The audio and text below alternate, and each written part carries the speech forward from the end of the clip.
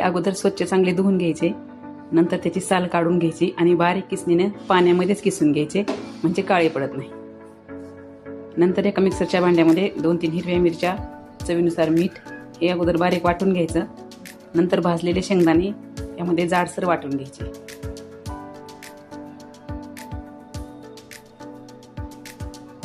नंतर कढईमध्ये तूप टाकायचं, त्यामध्ये रताळ्याचा किस टाकायचा आणि चांगलं परतून एक झाकण ठेवायचं. 2-3 मिनिटं चांगली वाफ येऊ द्यायची. पुन्हा एकदा हलवून घ्यायचा आणि नंतर झाकण ठेवायचं. हे 2-3 मिनिटांमध्ये रताळ्याचा किस चांगला शिजतो. नंतर आपण वाटलेलं शेंगदाण्याचं जाडसर कूट टाकून घ्यायचं, सगळं मिक्स करायचं आणि 1-2 मिनिटाची वाफ येऊ द्यायची.